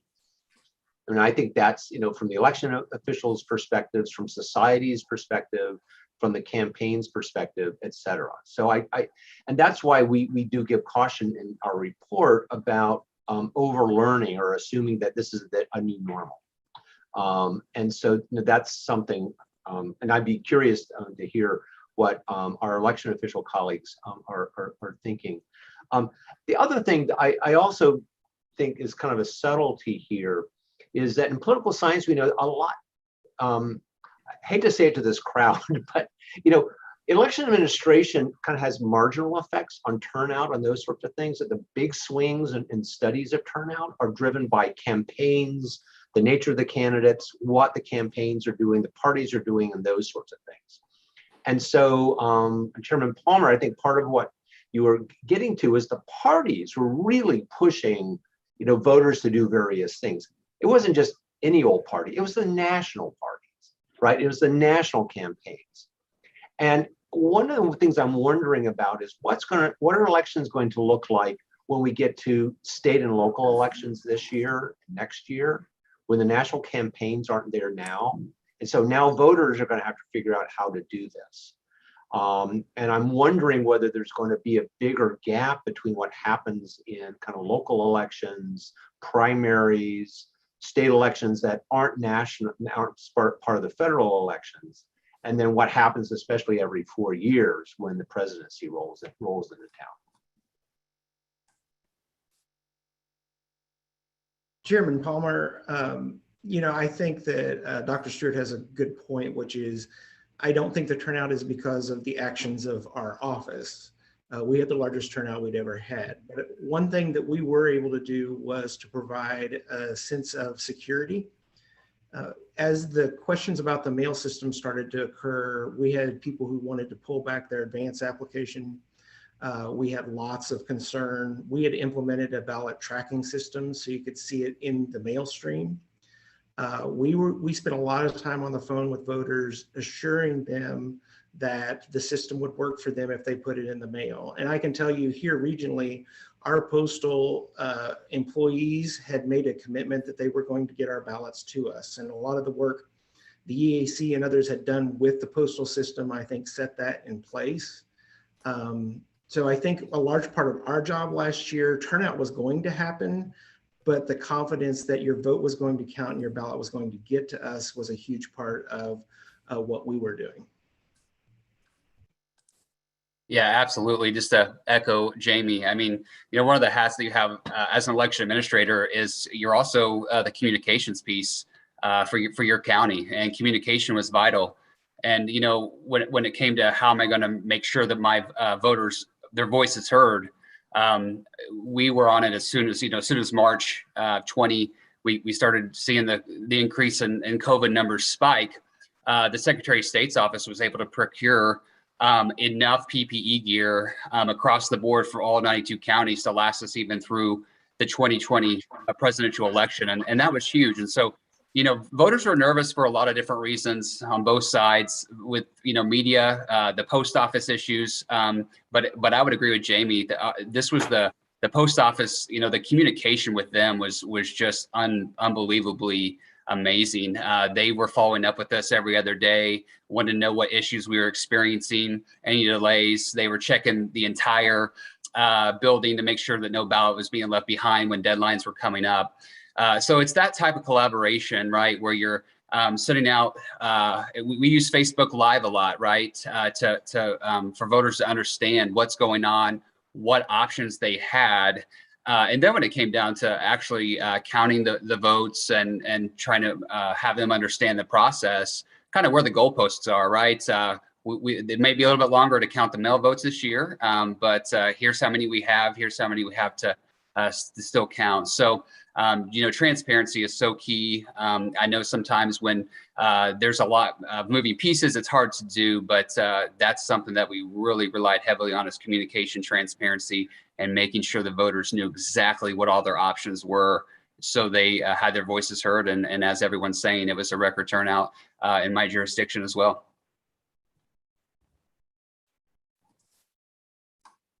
Well, thank you. I have a number of different questions, Vice Chair, but I think I'll hand it back to you for some of the other, for the other commissioners. Great. Commissioner McCormick? Thank you, Vice Chair Hicks. Jay and Jamie, with the EAVS and the upcoming lessons learned report in mind, can each of you share your thoughts on ways election officials can use the EAVS data and other lessons learned to improve election administration in your jurisdictions? And are there changes in your jurisdictions that you made during 2020 that you've continued or will continue into future elections? Yeah, what I hope from the EAVS report, it's already been talked about. What election administration pulled off in all jurisdictions across this country was extraordinary last year. And I don't think that's been talked about post-election. Just when we look at, if you read the EAVS report, almost every paragraph starts with the highest number of blank, blank, blank, or a record number of blank, blank, blank. And we pulled all that off in the middle of a pandemic. And my hope is that we can use the EAVS to tell that story in our communities to kind of change the narrative into, wow, what was accomplished was remarkable. I think there's a number of things that we all learned from. Someone mentioned our emergency plans. I think we're rewriting all of our emergency plans because we made lots of assumptions that in a pandemic just didn't work. Like for instance, we divided up our staff between 2 locations so that if one member got sick and staff had to quarantine, the other staff was still able to work. We never thought about that. So I think it caused us to think a lot about those type of things, but it's already been touched on, which is funding. For many of us, we were able to run the election like we've never been able to run it because we had a lot of extra funds.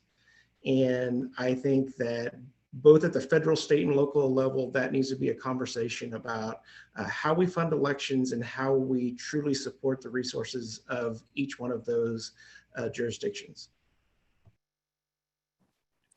Yeah, as a election administrator, I always appreciated the time where I could sit down and fill out the EAVS report and kind of go over, rehash the election, and kind of have my voice be heard, so to speak, and with feedback. And we have a very close-knit clerks association in all 92 counties in Indiana, and they are often giving best practices and feedback to one another, which is very, very helpful. I mean, geographically, everyone's a little bit different, and you have rural counties, or urban, suburban, but we learn from one another, and the EAVS report does play a factor into that. But to Jamie's point, absolutely, with funding, we couldn't have pulled off this election without the COVID reimbursements that we're receiving and the grant process. That was just so instrumental and giving us comfort and safety that, hey, whatever we need, whatever type of additional equipment, stylists for the poll pads so voters don't have to touch them, even more dedicated poll workers that were just for sanitizing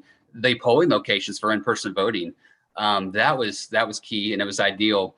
And to your second part, Chairman McCormick, as far as lessons learned or things we'll probably implement in the future, in Indiana, it's very common for absentee in-person voting to begin 28 days before the election, and a lot of those locations are in county courthouses. Well, those spaces are very confined.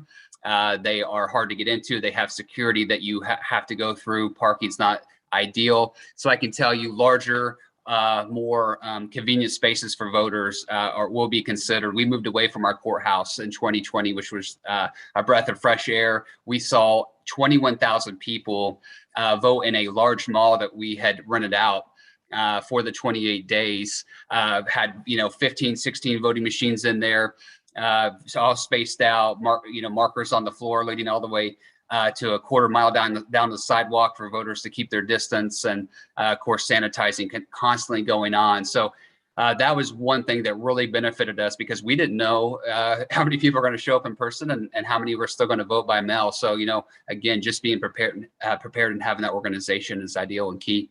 And so that's something that we'll continue. I still think in the future you're still going to see hand sanitizer regardless of the COVID cases by 2022 or 2024. I think we're going to still have those practices in place just to keep everything clean and well maintained.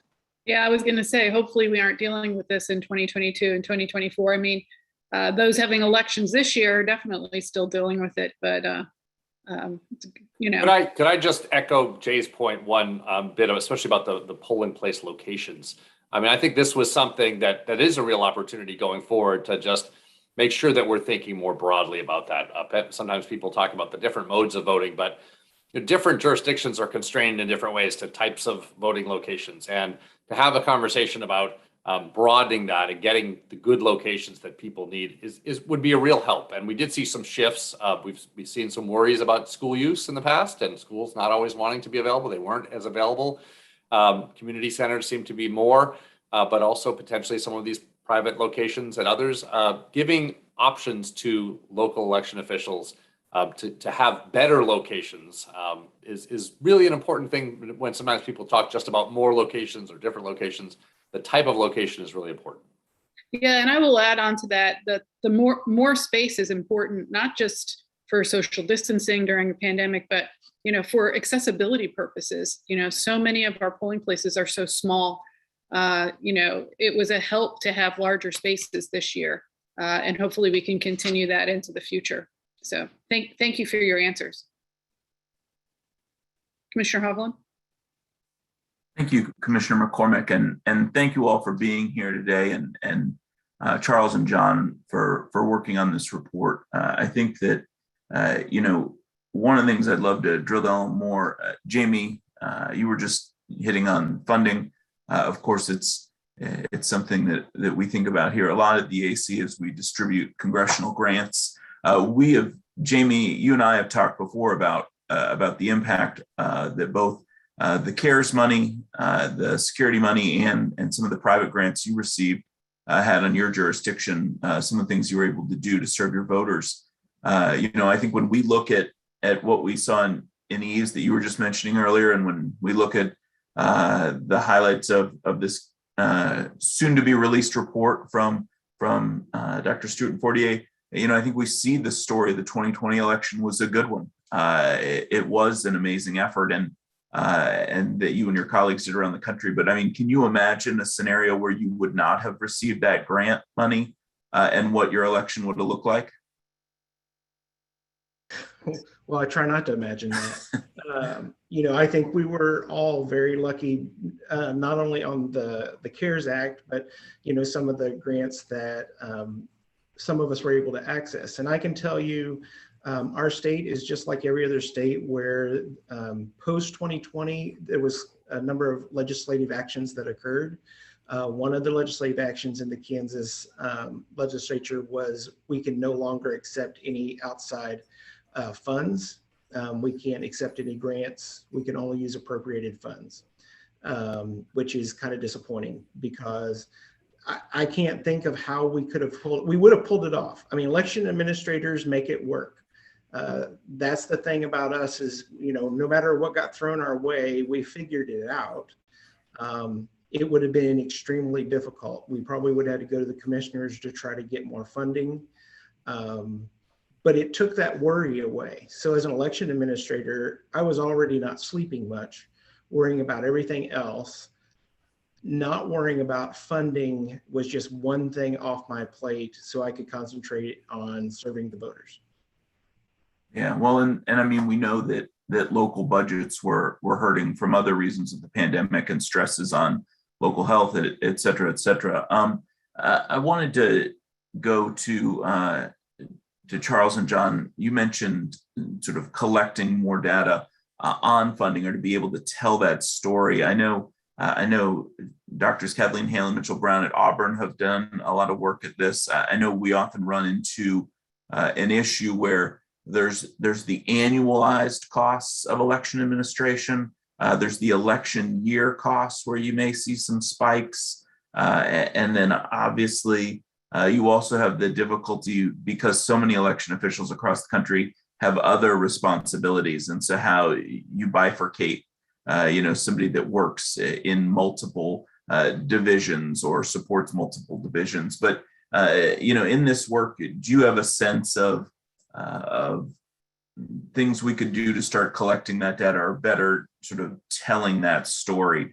Because I do think it's a big one. I know we hear repeatedly from election officials about the importance of the federal funding and particularly a regular funding stream, but a key piece of that is knowing what is needed.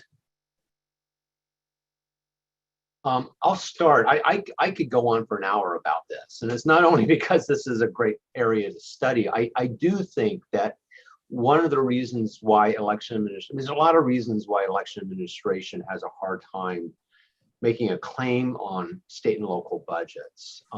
And one of them is, not the only one, but one of them is, I think, the difficulty in articulating what the need is, especially against other departments of government that are larger, right? I mean, on aggregate, election administration is about the size of parking garage, of local parking garages around the country. So it's a small part of government. Oftentimes the budget is tucked away someplace.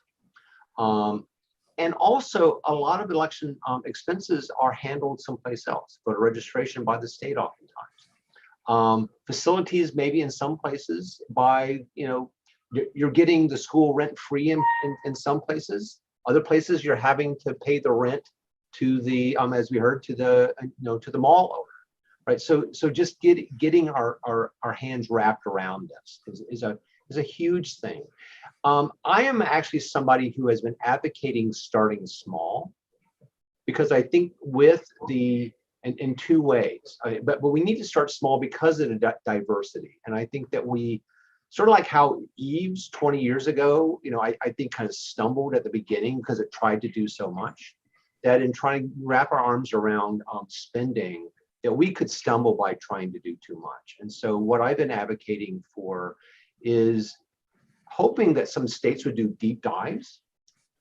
Colorado did this a few years ago, organized by the county clerks working with the state.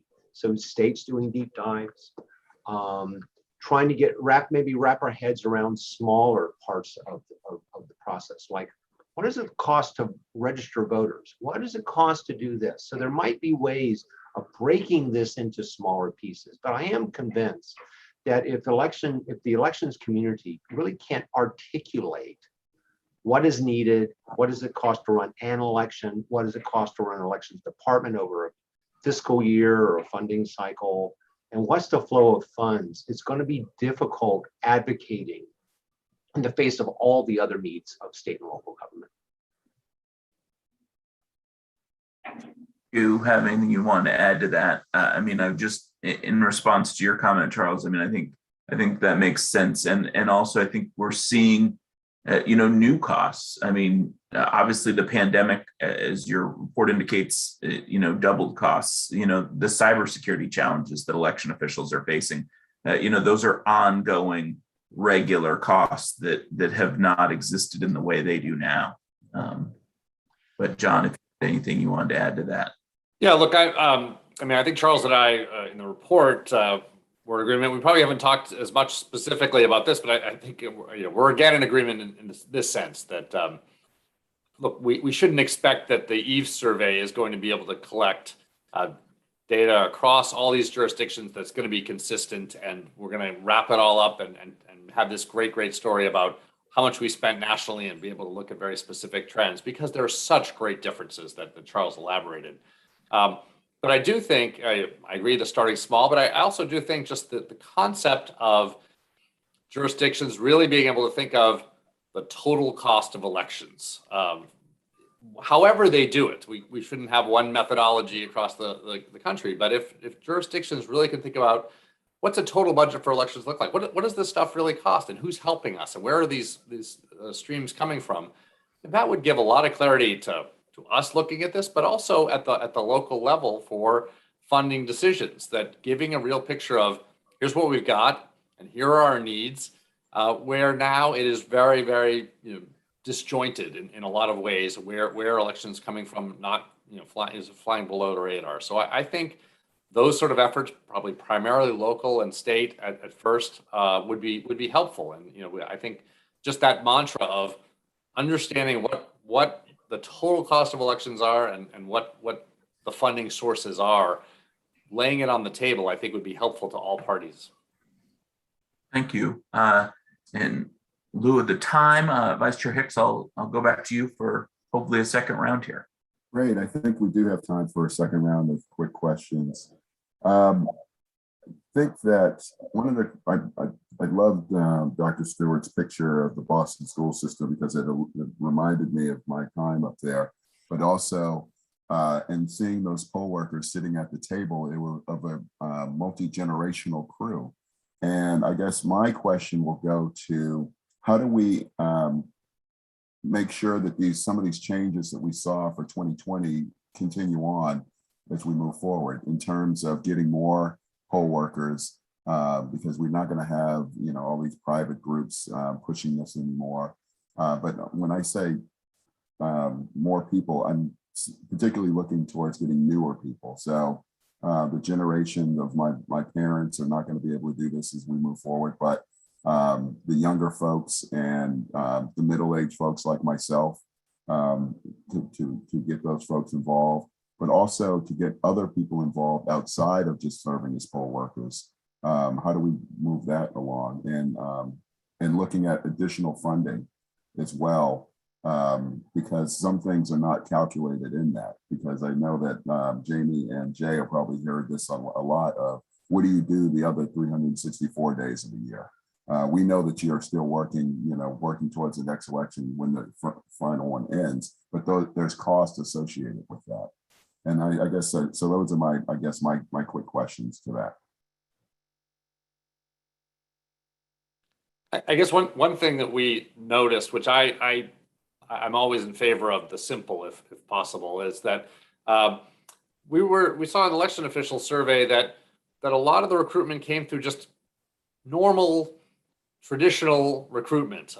People volunteering or people seeking volunteers. And while all these other programs are great, I think it really showed that in a time of need, local election officials had to reach out, and that maybe that if that sort of thing continued, it's easy to get caught up in the idea that you have a set of poll workers who mostly will come back from before, but just the traditional asking for help and people seeking help and maybe using that to refresh your poll workers more seemed to be something that the jurisdictions were doing. So that to me seemed hopeful, because I think sometimes we get these ideas of these grand programs that we have to do. But I think just a focus for election officials on after this election that that they might really want to replenish their poll workers and bring in fresh blood, and that some relatively traditional methods had seemed to work. Something I'd be delighted to hear Jamie and Jay remark on. When I was listening to the videos, the lesson learned videos, one of the aha moments was when somebody, and I don't think it was Jamie or Jay, said, we didn't have any problem getting poll workers, but now we had all these newbies and they had to be trained. And so there's two sides to this renewal of the poll worker stock. Yes, it's good to have new people, but then there's a brain drain in the process. And so, that strikes me. Yes, we probably need more people, different people, to come through the system. But training ends up then being a huge thing for the people who are actually running elections. I will never forget the moment last year when my poll worker coordinator said, we have 300 more people than I can assign. I never thought I'd hear those words. And we were really creative in trying to capture those individuals. Like, we came up with all kinds of different jobs at the polling place that just door greeter, so you could open the door, and that helped with COVID, but also just captured that person. It was an amazing spot to be in. And I think a large part of it, there was this sense in our community and across the country of, we want to help. And how can we help? I mean, I had a doctor's office call. He said, I'm letting all my staff go to work your polling place. But he called me 2 days before the election. Well, as Dr. Stewart said, you got to train people. You can't just show up at a polling place. So we figured out a way that they could help us in some way. We just had a local city school primary a couple weeks ago. I didn't need that many poll workers, but I can tell you I used more poll workers than normal because I wanted to capture and keep those individuals from 2020 engaged, because I'm going to need them next year. So I think that's the big challenge for those of us that are local election officials, is how we keep that sense of urgency of being involved for these upcoming elections. Yeah, absolutely. I think it's twofold. The first is, I think civic engagement in our high schools, it has to happen. And I understand, resources can be limited in time, but for your local county clerk or election administrator to go into a school, or you probably know some of the students, right, and or their parents. I think just that local familiar face encouraging you to take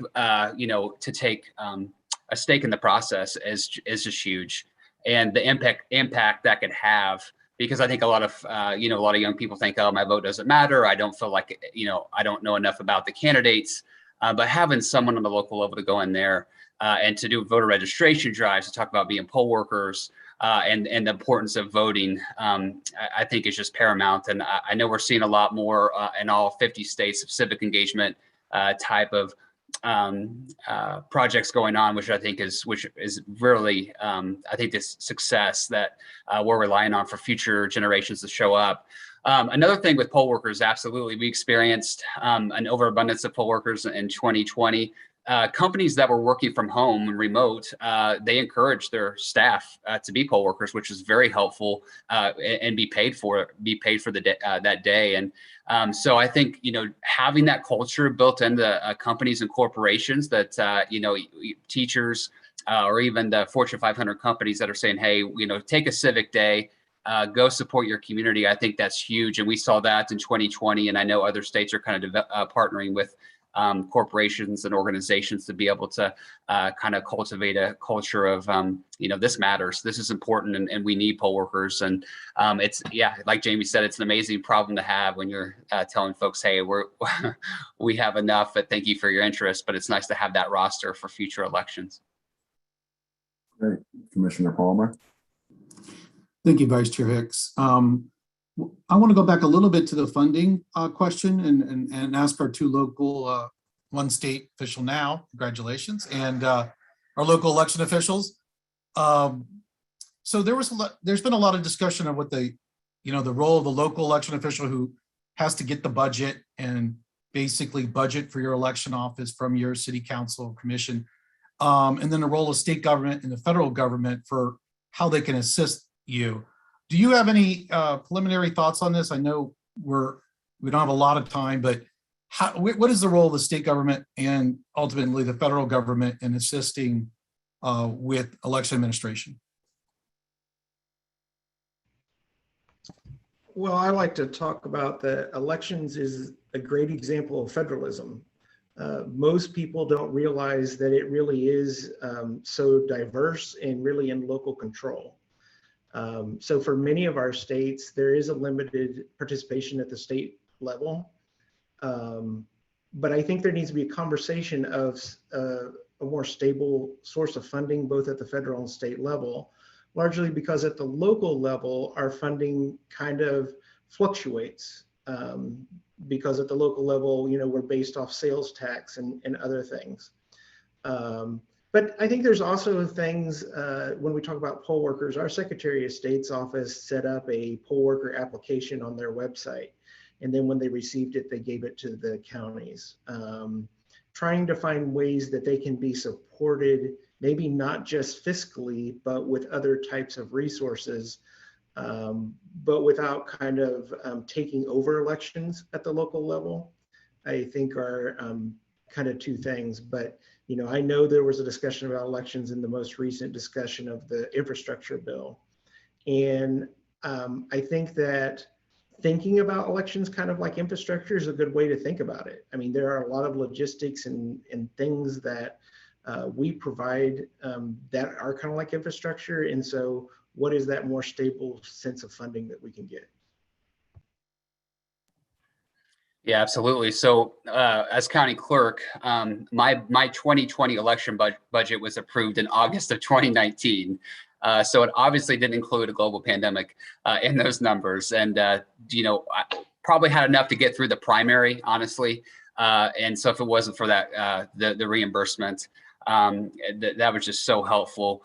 But yeah, there needs to be a large, national discussion about election funding, permanent funding, expectations, right? Because we've heard from states that say, well, yes, I have a few $1 million of cybersecurity money or HAVA money. However, I don't know how long that's supposed to last me, so I'm afraid to spend it. And that's a problem on knowing how to allocate those funds. I will tell you that the Secretary of State in Indiana has done an excellent job of being a provider with upgrading equipment and purchasing VVPATs for those counties that are DRE, and just partnering alongside the county where they just may not have a dedicated election fund. In Bartholomew County, we established a dedicated election fund, which means that there's a certain percentage of funds every year that go into that fund, and it doesn't get mixed in with the overall pot of the county general. So only election related expenses can be taken out of that fund, which helps in emergencies,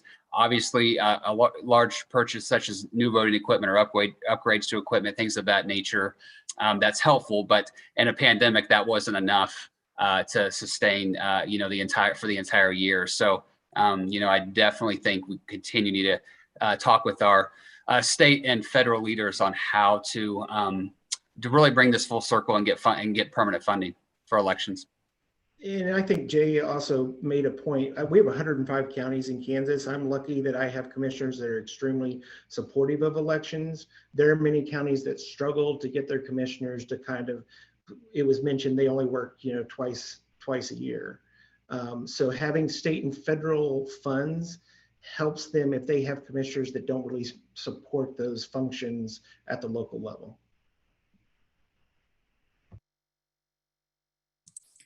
Thank you, Mr. Vice Chair. Commissioner McCormick? Yeah, and reading a draft of your report, Dr. Fortier and Dr. Stewart, I noticed that you discussed that election officials in a normal year run what you called 1.5 elections, and that in 2020, they ran 3 elections.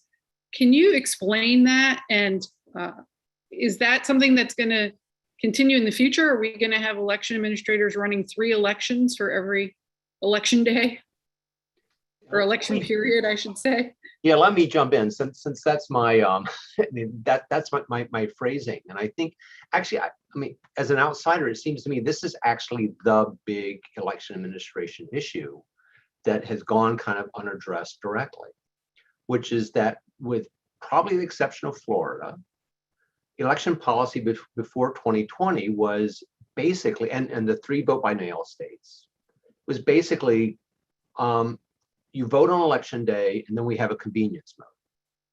And we either do mail or we do in-person early voting. And that's kind of the template. Florida, God bless them, decided that they were going to have election day voting and early voting and mail voting. And they tell you when I talk to the supervisors there that they're running 3 elections. So the way I put it is you have the one big election day election and then the half election, which, undersells it a bit, but it's, kind of the other thing that's done. And in 2020, basically most states were doing what Florida used to do and be the outlier. And I wonder as an outsider, and I've talked to some people about this, but whether that's administratively just sustainable, because it's not just that when you're adding one more mode of voting, that's just another election. All these things interact with each other, right? The more people you're sending mail ballots to, well, the more people are going to show up on election day or an early voting with a mailed ballot, and they're going to want to cancel that. And so these things interact. And so when I say a lot of states have three elections, it's that you can't really skimp, when is at least in the short run, when voters move from in-person voting to mail voting, or election day voting to mail voting, you can't just one for one swap out resources, swap out time. You have to keep that in-person election day voting while you then expand out into mail. Now, a lot of places we're also expanding out into the other convenience mode as well. And again, we just talked about budget constraints. There are people constraints, all over the place. And it just strikes me that I think it would be helpful to be able to talk about the complexity of trying to do it all. Right. So you've got regular election day elections where you've got to have poll workers and everything. Then you get by mail. So you still need people to open up those envelopes and process all of those ballots. And you got early voting. So you got early voting, which is a whole different set of locations and people. So, I mean, that's what you mean by 3 elections. Really, they don't, in some ways, they just don't overlap. That's right. And that's a much better explanation than I offered. Is exactly right. They are kind of parallel play. And I think we'll probably see this going into the future. We're not going back to 1.5 elections, it seems to me. I think, and this does go to the funding issue. It's, we're asking our election officials on shoestring budgets to run 3 elections for every election campaign, right? So Exactly. Dr. Fortier, do you have any comment on that? Yeah, I mean, I largely agree. Look, I think there probably were a few more states that did a lot of everything before. Florida is the biggest example. I do think we're going to see some states made dramatic changes. You think of a state like New Jersey, which was primarily an election day state, and then moved to almost exclusively a vote by mail state. And so there's some places that I think have made dramatic changes, and some of those changes may stick. What I guess I would say is this: we're probably not likely to have many states that are very, very heavily only election day. I think that number of states dropped to a handful of states in the last election, and I don't think we're going to see lots of them go back. But I do think we do have some states that are making some choices, and I think they're right to think about their whole system. Yes, voters are going to vote with their feet, but also you're going to have to set up an infrastructure of voting. And for some states that want to go back to say we're really going to make the big mode of convenience in-person early voting, I think there will be some states that'll do that, and that will inform some of the choices they make about the way they spend money and the types of processes they have. Some are clearly going to go to vote by mail, but I do agree we've opened up a bit of the Pandora's box, I guess you could call it, that some states are going to want to do all three things, and that's very difficult. So being intentional about what you think your system is going to look like as a state, I think is important for how you allocate resources. But that conversation is going to happen in a lot of places as we've changed since the last election. Yeah, and actually we might have a fourth election if we can consider UOCAVA a whole separate issue as well. So with that, I'll turn over to Commissioner Hovland.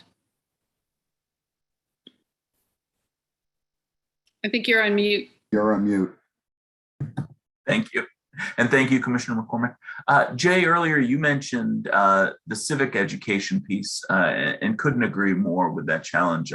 Certainly in 2020, a lot of Americans learned a whole lot more about election administration than maybe they would in a normal year when people turn off the TV on election night.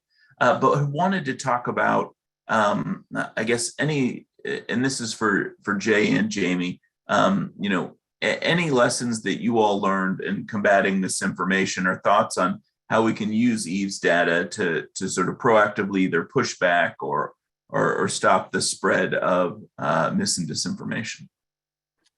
Yeah, I mean, that's a great question. And, I think at the end of the day, just being I know it's hard in the moment, but transparency was key for us. And like I said earlier, having the ability to do Facebook Live posts and trying to explain this is how our voting machines work, and this is how our VVPATs, for the whole entire process, when start to finish, this is how you vote by mail, and these are the deadlines, and on the same lines as well for voter registration, and really given every piece of information that we could. And then on top of that, do just advertising in general across the board, hitting every type of demographic in the communities. I think that's just extremely valuable. And then I had a lot of people, even people that I knew personally, right, that were kind of like questioning what I was doing or why I was promoting a certain aspect of voting. I would take all hours of the night to respond on my, Facebook messages, emails, text messages, whatever. I felt like that was my job to do that. Some folks may have not, but I did, because I did not want that person to go spread something on their Facebook or go tell their neighbor or a coworker. I want to be able to tell, the truth and really how the process is. I'm not spending 80 hours plus a week away from my wife and kids on something that I don't believe in, right? And that's the message that I really communicated with folks who would question the process. So again, I think just being outspoken, not being afraid to do letters to the editor and commercials, Facebook Lives, you name it. I think it's really, really helpful. Voter education's key. Thank you. You'd add to that? Yeah, really quickly. I think we learned a lot in 2016 and 2018 about addressing misinformation and disinformation prior to the election. And I think we did a much better job. I know the EAC, CISA, and others did a really good job at kind of approaching that prior to the election and election day. I think where we really need to learn is our post-election communication. You know, I have always talked about what happens on Tuesday night is unofficial. There is no official vote on Tuesday night. And there were lots of things out on social media about why are the vote totals changing and so forth. And I think so part of what we really need to work on is those months after the election, how we kind of combat a lot of disinformation there. And you know, of course, we're almost a year away and we're still quite a bit that we're combating. So I think we learned a lot and we did a much better job. That's probably our biggest challenge next year. Well, thank you for that. And yeah, I think you're absolutely right. You know, again, I think, you know, there's the voter education component and helping folks understand that many of those processes are the safeguards that are put in place that take time to ensure the accuracy and integrity of the election. Thank you. I think our time's up. So Chairman Palmer, I'll turn it back to you. Thank you, Commissioner Hovland. I do think that will conclude our panel. I want to thank everybody for participating in today's roundtable. As I mentioned in the beginning of the event, the EAVS report is currently available at eac.gov. The upcoming lessons learned from 2020 that discussed today will also be available at eac.gov in the coming weeks. We're pleased to continue our work at the EAC to fulfill the research and clearinghouse goals under HAVA. I hope today's information continues to build on what we learned from the 2020 election. I look forward to future collaboration to assist local election officials and the voters they serve. Thank you. And with that, I'll adjourn. Thank you. Thank you. Thank you all. Thank you.